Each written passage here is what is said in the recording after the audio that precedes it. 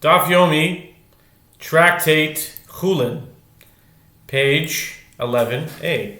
Top of the page with the word Kagon. Kagon dikaimi dora de gavre America de koi. In a case where there is a row of standing men from the house to be quarantined to the priest's house, and they each say to the one standing next to him that the leprous mark remains standing unaltered. Mino hamilsa dem rabbanon zil basarubo minalon dichsiv acharei rabim lahatois. After discussing the role of presumptive status in determining halacha, the Gemara discusses the role of the majority. From where is this matter that the sages stated follow the majority derived? The Gemara is surprised at the question. From where do we derive it? Obviously, it is derived from a verse as it is written explicitly. After the majority to incline. Exodus 23, verse 2. The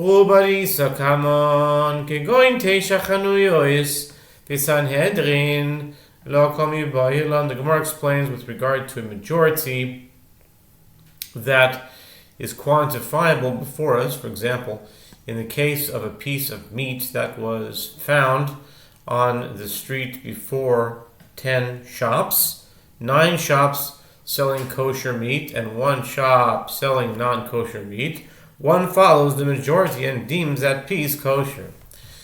Or, when the Sanhedrin adjudicates a case, one follows the majority of the judges in determining the ruling.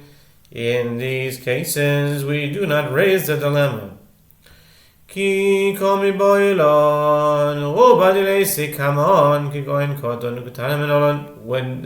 the dilemma is raised to us, it is in the case of a majority that is not quantifiable before us. For example, in the case of a minor boy and a minor girl, if the boy entered into levirate marriage with the girl, it is permitted for them to remain married, and there is no concern when they grow older.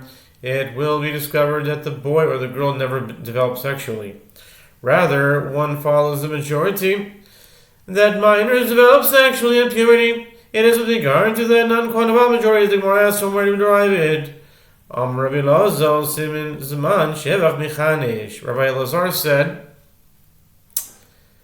an answer to this question. Before presenting his answer, the Gemara cites a mnemonic for the names of the sages who address this question. Zayin from Elazar, Mem from Mara, son of Ravina, Nun from Nachman Bar Yitzchak, Shin from Sheshis, Beis for Rabba Bar Rav Shila, Ches for Rabba Bar Yaakov, Mem for Rav Mari, Kaf for Rav Gahana, Nun Ravina, Shin for Rav Ashi. Asimareshe shel oila diom al krov v'nitach oisa linsocheho.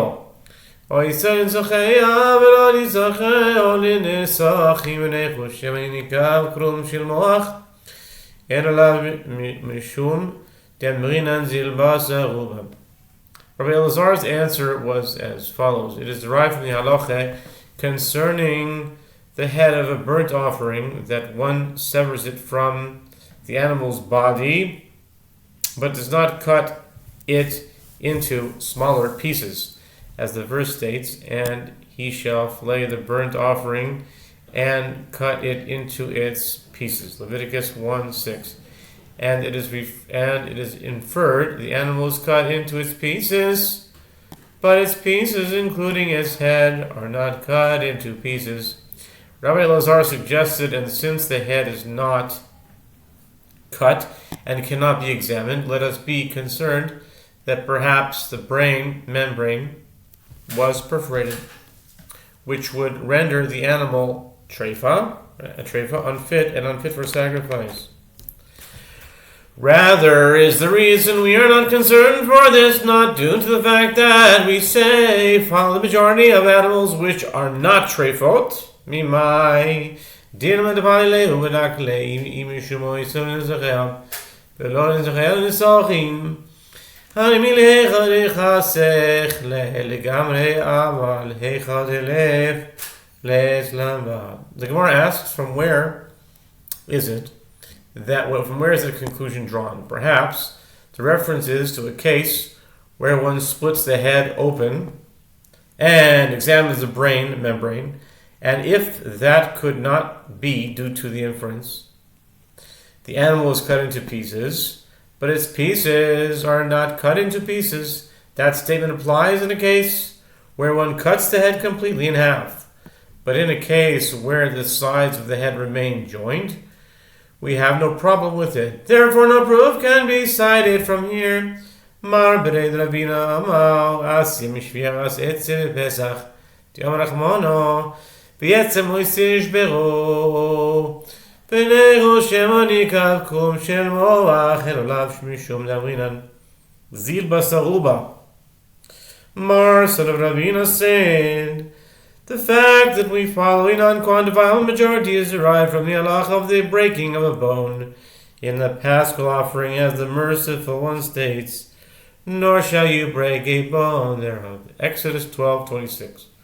Mar, son of Ravina, suggested, and let us be concerned that perhaps the brain membrane was perforated and the animal is a treifa, as it is impossible to examine its brain membrane, since one may not break its bones. Rather, it is the reason that we are not concerned for this, not due to the fact that we say follow the majority of animals which are not treifot. Mimai din levanach gurmata gumatale yekalele udbegle detanya hamichatich begidim esoy betzamos emo mishum sheviras etzim. The Gemara asks, from where is that conclusion drawn? Perhaps the reference is to a case where one places a coal on the head and burns through the head, exposing the brain membrane, and then examines it, as it is taught in a Braita. One who cuts the sinews or burns the bones of the paschal offering is not subject to lashes due to the prohibition of breaking bones. Therefore, no proof can be cited from here either. Reb Nachman bar Yitzchak Amar, Asim Aliyo, Yamaramanachal Yabidamima, Velechu Shemani Fsika, Chuta Shidra, Erav Mishum Dramrina Zilbasaruba. Reb Nachman bar Yitzchak said, it is derived from the halacha of the tail of a lamb brought as a peace offering, with regard to which the merciful one states, and he shall sacrifice the peace offering, the fat tail whole, which he shall remove opposite the rump bone, Leviticus 3:9, meaning that the tail must remain intact and may not be cut. Rav Nachman bar Yitzchak suggested, and let us be concerned that perhaps a segment of the spinal column in the tail was severed prior to slaughter, rendering the animal a treifa and unfit for sacrifice. Rather, is the reason we are not concerned for this, not due to the fact that we say follow the majority of animals which are not treifot.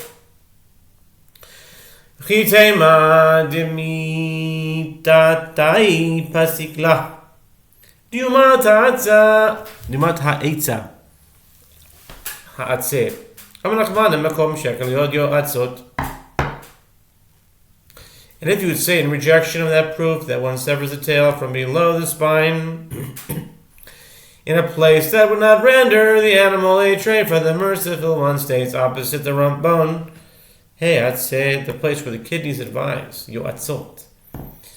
This is a location where severing the spinal column renders the animal a treifa. Consequently, the proof that the majority is followed remains intact. Mimai dil med pasach la ubadek la mishum timima hani mili hechad legamre aval hechad lev leslan ba. The Gemara asks, from where is that conclusion drawn? Perhaps the reference is to a case where one splits the tail and examines the spine column, and if that could not be, due to the requirement that the fat tail remain whole, that statement applies in a case where one cuts the tail completely in half. But in a case where the sides of the tail remain joined, we have no problem with it. Therefore, no proof can be cited from here. Rav Sheshes Bered Rabbi Yamaras Yamea Egla Arufa Gemachmanan Ha'arufa Keshihi Shlematihi Teheve Peleichush Diamatrefahi Alav Shmishum Davrin Azil Basaruba. Rav Sheshes son of Eli said, the principle of following an unquantifiable majority is derived from the halachah of the heifer whose neck is broken, but a person is found killed in an area that is between two cities, and the murderer is unknown. Deuteronomy 21, 1 through 9. As the merciful one states, and all the elders of the city shall wash their hands over the heifer whose neck was broken in the valley. Deuteronomy 21, 6.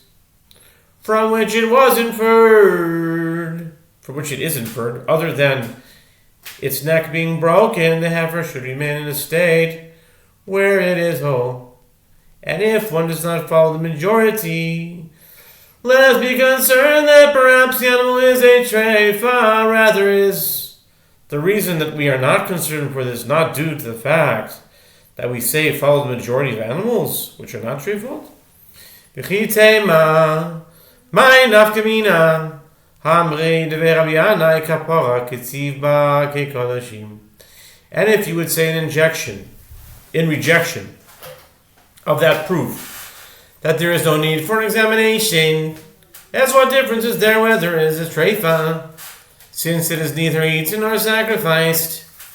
Didn't they say in the school of Yanai, a term of atonement is written in its regard? See Deuteronomy 21 verse 8, indicating that the halachic status of the heifer whose neck is broken is like that of sacrificial animals, and a treifa is unfit for use in that ritual. Rav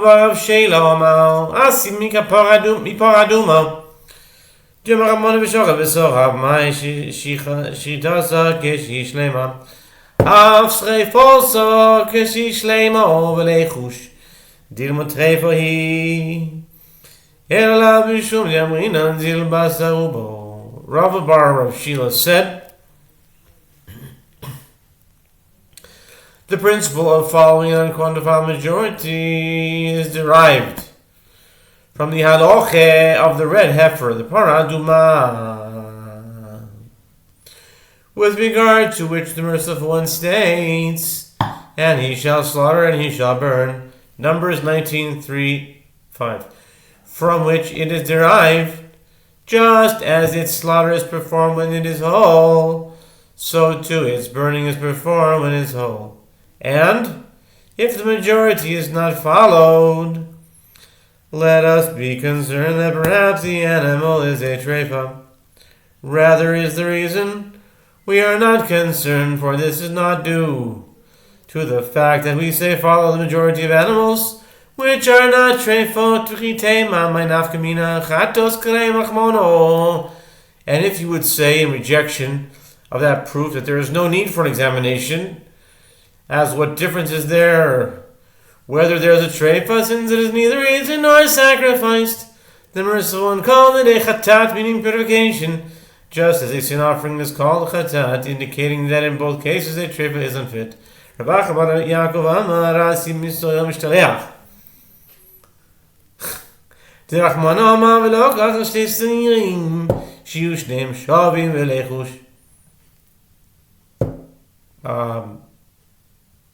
We'll continue on the next Amud. But first, Rav Achim Yaakov said the fact that one allows a non-quantifiable majority, the fact that one follows a non-quantifiable majority is derived from the halacha of the scapegoat.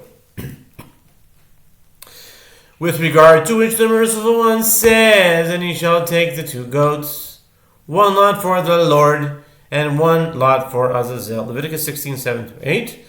From the fact that the verse mentions the 2 goats together, the sages inferred that the 2 goats should be equal. But how can it be ascertained that they're equal? Let us be concerned. Okay, and let us continue on next off. And then we'll go over this and review it.